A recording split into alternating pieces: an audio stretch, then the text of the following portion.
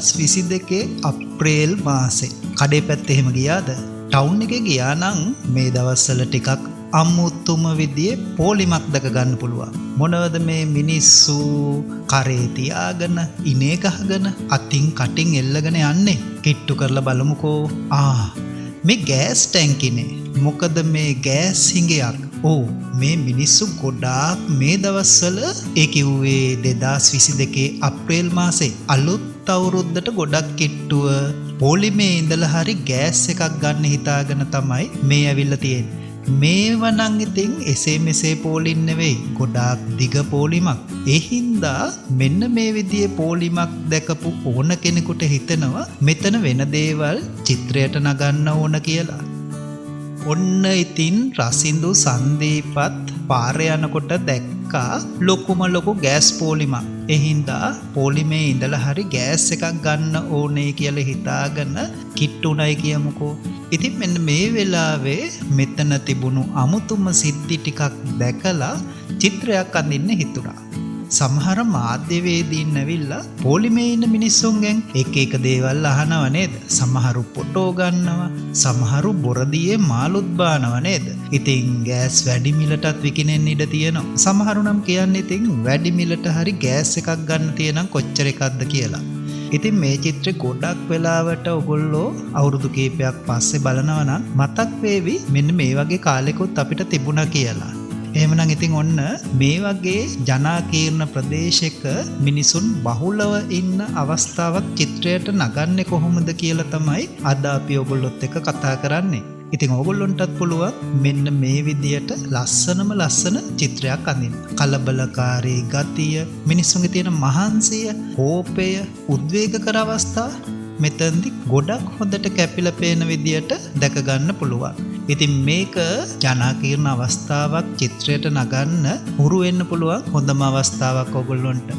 ඉතින් මෙතන ඉන්නවා එක එක ජාතියේ අය නේද? ඔයා ඉතින් මේ චිත්‍රේ අඳින්න සූදානමක් තියෙනවා නම් ඔන්න ඉතින් මෙන්න මේ විදියට පැන්සල අරගෙන ලස්සනට මේ චිත්‍රය ඇඳ ගන්නකො. ඇඳගෙන අපි මේ චිත්‍රය පාට කරන්න පටන් ගමු. මුලින්ම පසුබිමෙන් තමයි පාට කරන්නේ. ඔන්න ඔය විදියට වතුර ටිකක් එහෙම ගාලා මේ පසුබිමේ තියෙන දේවල් වලට ගැළපෙන විදියට වතුරත් එක්ක මිශ්‍ර වෙලා යන විදියට මෙන්න මේ ආකාරයට වර්ණ කරගන්නකො.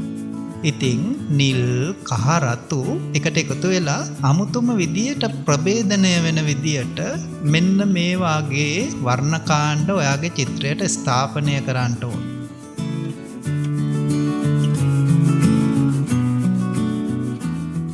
ඇතැම් වෙලාවට ඉතින් කළු පාටත් එකතු කරගත්තට කමන්නේ. ඒකට පොඩ්ඩක් නිල් දාලා ඔන්න අපි පසුබිමේ වැඩ ටික ඉවර කරගත්තා.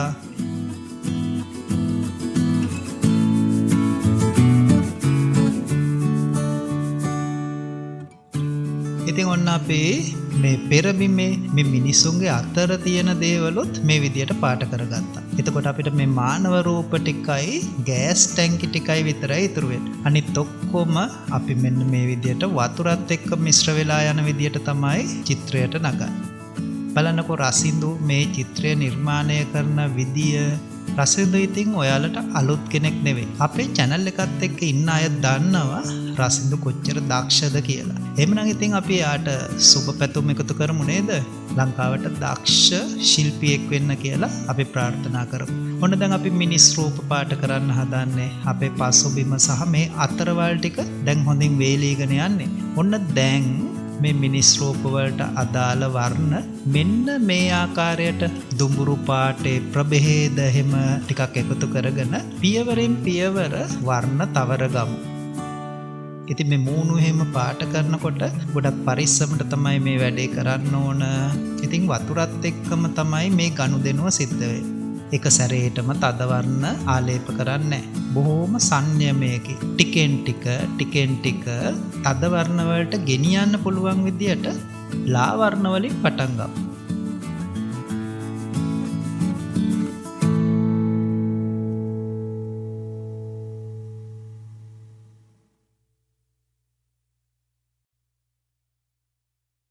ඔන්න ඉතින් අපි පියවර වශයෙන් බොහොම ඉවසීමෙන් චිත්‍ර ශිල්පියෙක් චිත්‍රයක් නිර්මාණය කරන විදිය ඔයගොල්ලොන්ට දැන් දකින්න පුළුවන්.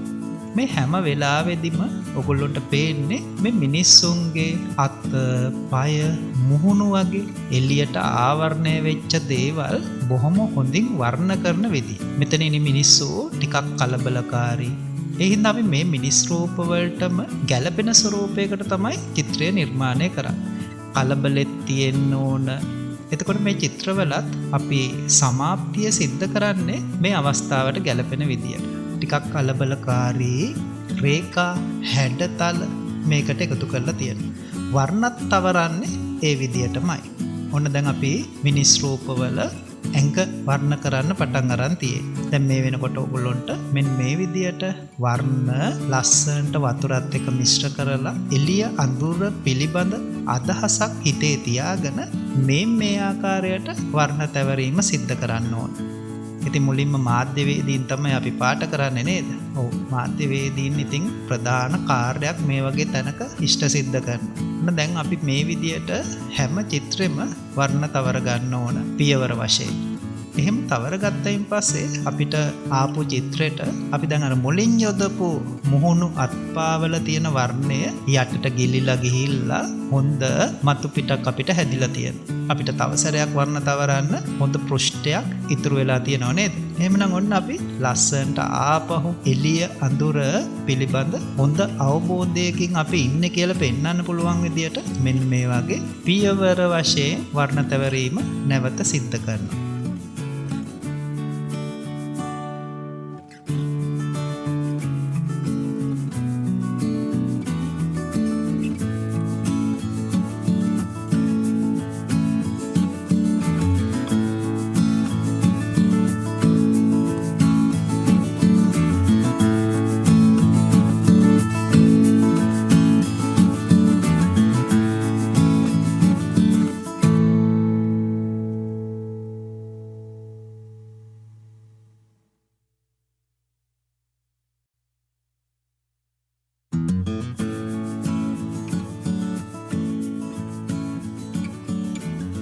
ඉතින් මුහුණුවල හැඟීම් ප්‍රකාශ කරන්නටත් අපිට මේ අවස්ථාවේදී පුළුවන්. එළිය අඳුර පෙන්නන එකත් ගොඩාක් වැදගත්නේ. රසිදු කරන විදියම බලන් ඉන්න. ගොඩක් හොඳින් කරන, ගොඩාක් සංයමයෙන් කරන. ඔයාටත් පුළුවන් මේ විදියට චිත්‍ර අඳින්න. ඉතින් ඔයාට උත්හාන වීරය ඇති කරගන්න ඕන. මේ වීඩියෝ එක ඕනම තැනක නවත්තලා පියවර වශයෙන් මෙන්න මේ විදියට වර්ණ තවරන විදිය ඉගෙන ගන්නකො. දැන් මේ මිනිස්සුන්ගේ අපි මුලින් දාගත්තු ඇඟේ තියෙන පැහැයන් ගොඩාක් ලස්සනට මතුවලා තියෙනවා. හරි. එහෙමනම් ඉතින් ඔන්න මේ විදියට නැවත උඩින් වර්ණ ආලේප කරගන්න එක ගොඩක් වැදගත් වෙනවා. බලන්නකො ඉතින් අපි මෙන්න මේ විදියට ලස්සනට වර්ණ තවර ගන්න විදිය. හරි. දැන් ඉතින් ඔන්න මෙන්න මේ වාගේ ලස්සනට පියවර වශයෙන් වර්ණ තවර ගන්නවා අපි. දැන් මේ කලිසමේ තියෙන එළිය අඳුර මේ විදියට ලස්සනට මතුවලා පේනවා නේද? දැන් මේ මිනිස් රූප වලට වර්ණ තවරන කොටත් අපිට පෙර බිමේ ඉන්න මිනිස්සු, එතකොට මේ මැද බිමේ ඉන්න මිනිස්සු අතර වෙනසක් තියෙන විදියට තමයි වර්ණ තවරන්න ඕන.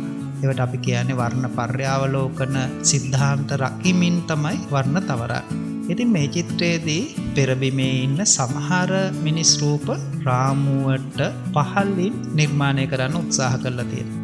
ඒ කියන්නේ කඳ භාගේ චිත්‍ර සිද්ධියට එකතු කරලා තියෙනවා. දැන් ගොඩක් ළමයි සමහර වෙලාවට මේ වගේ කඳ භාගේ මිනිස් රූපයක් එකතු කරාම අපෙන් අහනවා මෙහෙම කරන්න පුළුවන්ද කියලා. චිත්‍ර ශිල්පියෙක් තමයි චිත්‍රය නිර්මාණය කරන්නේ. ඉතින් මේ චිත්‍රය නිර්මාණය කරනකොට එයාට ගොඩාක් ලොකු අයිතියක් තියෙනවා තමන්ගේ චිත්‍රය කොහොමද නිර්මාණය කරන්න කියලා. ඒ වගේම ඔයගොල්ලෝ ඉඳ තියෙන වෙලාවක උසස් පෙළ, සාමාන්‍ය පෙළ චිත්‍රවලට ලකුණු දෙන නිර්ණායක අරන් බලන්නකෝ. එවැනි නිර්ණායක කඩකිරීමක් සිද්ධ වෙන්නේ නැත්නම් කොහොමවත්ම චිත්‍රයට ලකුණු අඩු කරන්න බෑ. ඉතින් අපි චිත්‍රය නිර්මාණය කරනකොට චිත්‍ර ශිල්පියට අවශ්‍ය උපරිම නිදහස දෙන්න ඕන. දැන් ඔන්න ඔය විදියට ලස්සනට දැන් මේ මිනිස් රූප නිර්මාණය වෙනවා. මෙතෙන්දී සියල්ලම සිද්ධ වෙන්නේ පියවර වශයෙන්. බොහොම ඉවසීමෙන්. දැන් ඔයගොල්ලෝ කල්පනා කරනවා ඇති එක සැරේට අපි මේ වර්ණ ටික දාගත්තා නම් ඉවරනේ. ඒ කියන්නේ දැන් මේ අපි තෝරගත්තු ෂර්ට් එක හරි, කලිසම හරි, ඒක ඉවරයක් වෙන්නම ඇඳලා ඉවර වෙලා කළා නම් ඉවරනේ. ඔව් එහෙමත් පුළුවන්. හැබැයි ඉතින් ඔයාගේ සමබරතාවය ගොඩක් රැකෙන්න ගොඩක් වාසි සහගතයි මෙන්න මේ වගේ පියවර වශයෙන් පාට කරන එක. ඉතින් ගොඩක් වෙලාවට ඔයා චිත්‍රය කරගෙන යද්දී ඔයාට වෙලා මදි වුණොත් චිත්‍රය බලන සර් එහෙම නැත්නම් මැඩම් ඔයාගේ චිත්‍රකලා ශෛලිය පිළිබඳ හොඳ අවබෝධයක් ලබා ගන්න මේ විදියට පියවර වශයෙන් ඔයා චිත්‍රය නිර්මාණය කරලා තිබුණම.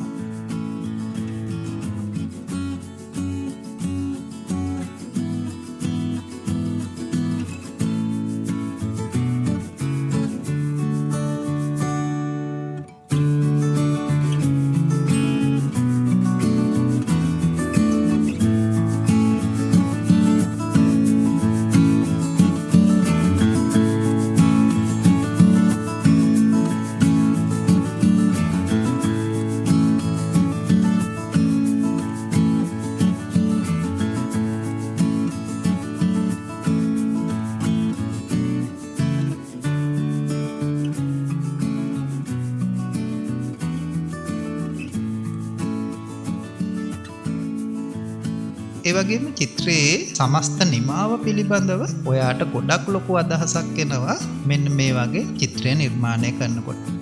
දැන් බලන්නකෝ දැන් අපි මේ මුහුණු වලම පියවර 3-4ක් ගියා. මේ 3වෙනි 4වෙනි පියවර යනකොට මේ මුහුණු වල අත්පාවල කොහොමද මතුවීම නේද?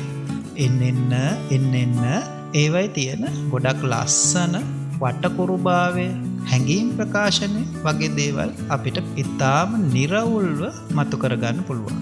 දැන් මේ සෙරෙප්පු එහෙම වගේ දේවල් ගොඩක් ළමයිට අමතක වෙනවා. ඉතින් ඒවත් මෙතනදී ගොඩක් හොඳට නිර්මාණය වෙන හැටි ඔයාට දකින්න පුළුවන්.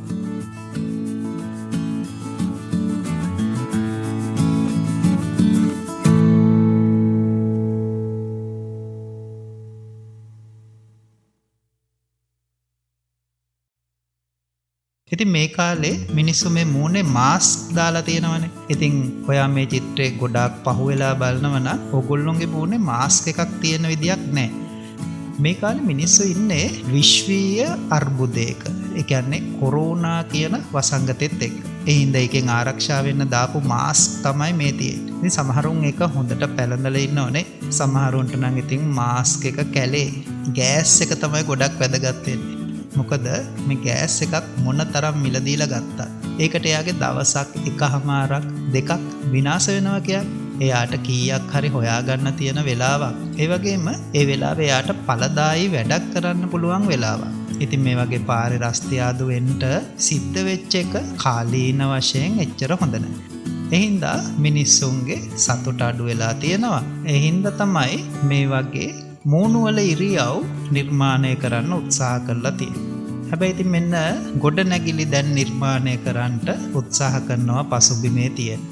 ඒ කියන්නේ මේ ගෑස් ගොඩක් වෙලාවට පාවිච්චි කරන්නේ නාගරික මිනිස්සු නේද? ඒ හින්දා මේ නාගරික පරිසරයක් තමයි අසින්දු මේ වෙලාවේ නිර්මාණය කරන්නේ. ඔන්න දැන් කඩවල් වල නාමපුවරු ගොඩනැගිලි ඒ වගේ දේවල් ඡායාමාත්‍රිකව නිර්මාණය කරගෙන චිත්‍ර ගොඩාක් ලස්සනට ඉස්සරහට මතු කරගෙන එනවා. ඉතින් මේ දියසායම් ශිල්ප ක්‍රම රැකෙන විදියට බොහොම ලස්සනට ඒ වගේම බොහොම සරලව මේ චිත්‍රය නිර්මාණය කරන එක තමයි ඔයගොල්ලෝ ඉගෙන ගන්න ඕන ක්‍රමවේදය.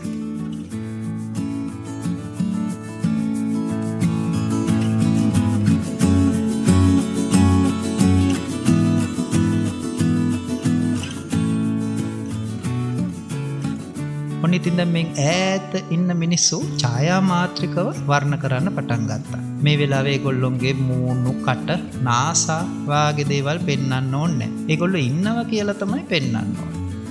හැබැයි ඉතින් මතක තියාගන්න මේ ළඟින් ඉන්න මිනිස්සු, ඒ මිනිස්සුගේ ඇඳුම් පැළඳුම් මුහුණු වල ස්වභාවය, මේ කිට්ටුවේම තියෙන ගෑස් ටැංකිය උනත් ටිකක් හොඳින් නිර්මාණය කරනවා නම් හොඳයි නේද? ඉතින් මේ කාලේ ලංකාවේ නිල් පාට ගෑස් ටැංකි, කහපාට ගෑස් ටැංකිය කියලා දෙවර්ගයක් තියෙනවා. කහපාට නම් ඉතින් කාලෙකින් දැක්කේ නෑ. ඔන්න ඉතින් නිල් පාට අපිට දකින්න පුළුවන්. පොලිමේ ඉඳලා හරි ගන්නෙ නිල් පාට තමයි. කහපාටත් නිල් පාට වෙලාද කියලා දන්නේ නෑ. කොහොම වුණත් වැඩේ නැගලා යනවා. ඉතින් මේ වගේ බරපතල ප්‍රශ්නයක් තියෙන වෙලාවට ජනාකීර්ණ ප්‍රදේශයක මිනිස්සුන්ගේ හැඟීම් පද්ධතිය චිත්‍රයට නගන එක ගොඩක් හොඳ අදහසක්. ඉතින් ඔයාලටත් ඔයගොල්ලොන්ගේ විභාග මාතෘකාවලට ජනාකීර්ණ පරිසර අඳින්න එනව නේද? ඉතින් ඒ වගේ වෙලාවට කඩපළවල්, එතකොට දුම්රිය ස්ථාන, එතකොට ඔයාගේ ඉස්කෝලේ අරපු වෙලාව, ඔෆිස් සැරෙන් ටයිම් එක, ඒ වගේ දේවල් චිත්‍රයට නගන්න එනවා. ඉතින් මේ මිනිස් රූප එක විදියට ඔයාට ඒ වගේ චිත්‍රයකටත් භාවිතා කරන්න පුළුවන්.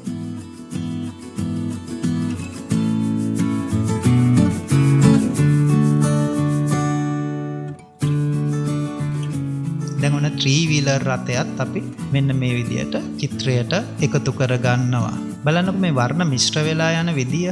මෙන්න මේ විදියට මිනිස්සු ටික මේ චිත්‍රයේ ප්‍රධාන චරිත බවට පත් කරගෙන අපිට පුළුවන් මේ කාලීන දර්ශනය බොහොම හොඳින් මතු කරගන්න.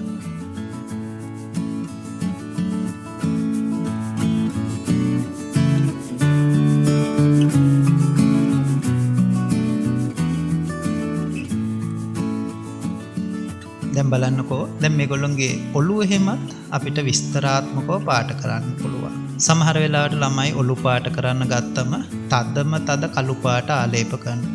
ඇත්තටම ගත්තම මේ ඔළුව කියන්නේ කළු පාට ගන්න ඕන දෙයක් නෙවෙයි. දැන් බලන්නකෝ මේ චිත්‍රයට ගැලපිලා යන විදියට නිල් පාටේ ප්‍රභේද එකතු කරලා මේ ඔළු පාට කරන විදිය කොණ්ඩා පාට කරනකොට එහෙමත් හිතන්න පුළුවන්. එළියේ පහළේ ඉන්න මිනිස්සුන්ගේ ඔළුව මුදුනට තමයි ආලෝකය වැටෙන්නේ. ඒව ගැනත් කල්පනා කරන්න ඕන. ඉතින් දැන් ඔන්න ගොඩක් අපි චිත්‍රේ වැඩ කරගෙන ඉවරයි. ඔයාලටත් පුළුවන් මේ විදියට ලස්සනට චිත්‍ර අඳින්න නේද? දැන් ඔන්න අවසාන හරියේදී අපි පින්සල මාරු කරලා අපිට පුළුවන් ටිකක් හීනි පින්සලක් ගන්න.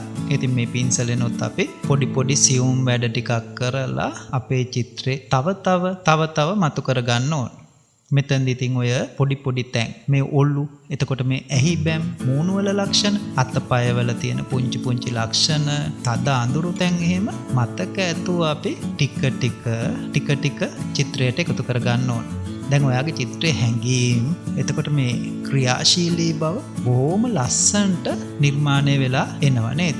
ඔන්න ඉතින් මේ චිත්‍රයට කැමති මැස්සෙකුත් ඉන්නවා. වරින් වර ඔයගොල්ලෝ දකින්න ඇති මේ වගේ මැස්සෙකුත් මේ චිත්‍රයට ඇවිල්ලා බලලා හොයලා යනවා නේද? එහෙනම් මෙතනදී මේ සමහර වර්ණ නිෂ්පාදනය කරනකොට ඒ වර්ණ වලට සතුන් කැමති.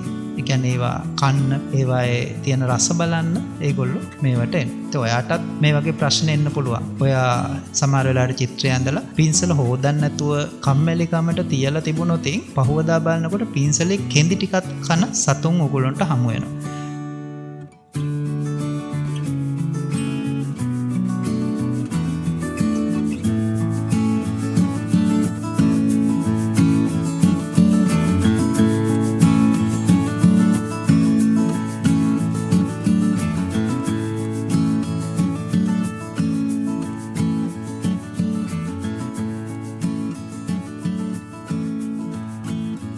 දැන් බලන්නකො අපේ චිත්‍රේ ඉවර වුණාම මෙන්න මේ විදියට ලස්සන චිත්‍රයක් දකින්න පුළුවන්. දැන් ඉතින් ඔයත් ඔයාගේ චිත්‍රයත් මේ විදියට ලස්සනට අඳින්න ඕන. ඇඳලා අපිටත් එවන්න ඕන. ඔයා මේ චිත්‍රයට ගොඩාක් ආසයි නේද? එතකොට අපි රසින්දුට ස්තුතිවන්ත වෙමු. ඔයාලට ලස්සන චිත්‍රයක් ඇඳලා දුන්නට.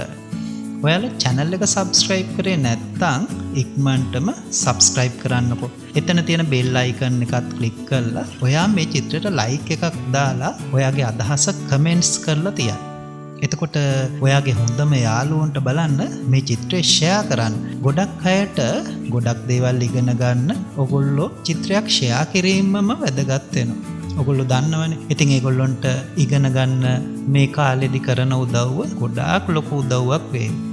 එහෙමනම් ඉතින් ඔයාලටත් පුළුවන් මේ වගේ ලස්සනට චිත්‍රය අඳින්න. අපි චිත්‍රය හොඳට විස්තර කරලා දුන්නා. රසින්දු චිත්‍රය ගොඩාක් ලස්සනට ඇඳා. ඉතින් ඔයගොල්ලොත් පුහුණු වෙලා අපිට ඔයාගේ අදහස කියන්නකෝ. අපි ඊළඟ සතියේත් ලස්සන චිත්‍රයක් අරගෙන එනවා. එතකන් ඔයගොල්ලොන්ට ජයග්‍රාහී අනාගතයක් වේවා කියලා ප්‍රාර්ථනා කරනවා.